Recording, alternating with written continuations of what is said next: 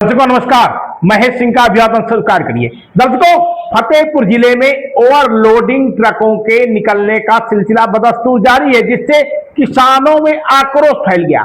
रविवार को किसानों ने बाकायदा असोथर क्षेत्र में जाम लगा दिया और इस दौरान उन्होंने सीधे तौर पर कहा कि ओवरलोड ट्रकों से जिस तरीके से धूल निकल रही है, उससे लोग संक्रामक रोगों के प्रभाव में आ रहे हैं और ठेकेदार दबंग हैं। लाख कोशिशों के बाद, बार बार कहने के बावजूद भी ओवरलोड से निकलने वाले ट्रकों के रास्तों में पानी का छिड़काव नहीं किया जा रहा है। दर्शकों, फतेहपुर जिले में ओवरलोडिंग के मामले को लेकर के पिछले काफी समय से बवेले चल रहे हैं। सड़क हादसे हो रहे हैं और ना तो सड़क हादसे रुक पा रहे हैं और ना ही ओवरलोडिंग हो पा रही।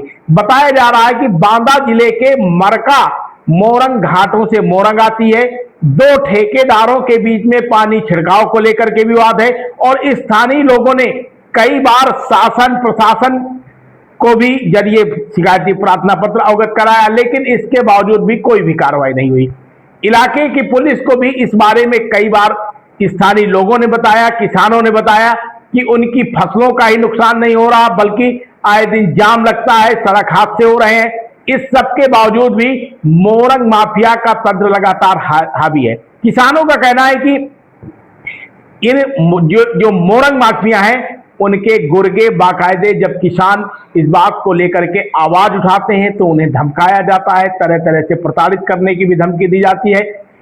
इतना ही नहीं, सबसे दिलचस्प बात तो यह है कि जिला प्रशासन, जिसके कंधों में ओवरलोड ट्रकों के खिलाफ एक्शन लेने की जिम्मेदारी है, दर्शकों जिले के अफसर भी मौन हैं।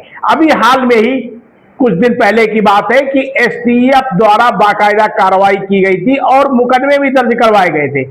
इसके बाद इस बात की भी जानकारी आई कि एसटीएफ ने बाकायदे एडीजी को पत्र भेजा और एडीजी ने फतेहपुर के पुलिस अधीक्षक को इस बात का पत्र भेजा था कि फतेहपुर जिले की 15 ऐसी फर्में हैं जिनके पास ट्रक हैं, डंपर हैं, बड़े पैमाने पर हैं और इनके द्वारा ओवरलोडिंग का खेल किया जा रहा है। इसमें एक भाजपा के नेता भी शामिल हैं, एक पूर्व विधायक की भी फर्म थी। अब इस मामले को लेकर के पत्राचार तो चला, लेकिन एक्शन जीरो रहा। किसी भी तरीके का एक्शन न हो पाने की वजह से लगातार मोरंग माफिया के ओवरलोड ट्रकों के निकलने का सिलसिला बदस्तूर जारी है।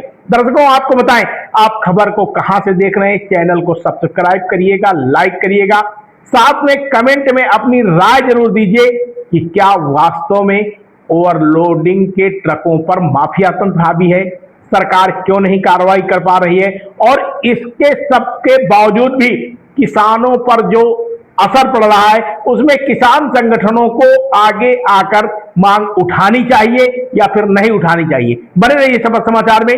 बहुत बहुत धन्यवाद। थाना अध्यक्ष जी से भी बातचीत हुई थी, उन्होंने हमको नंबर दिया है।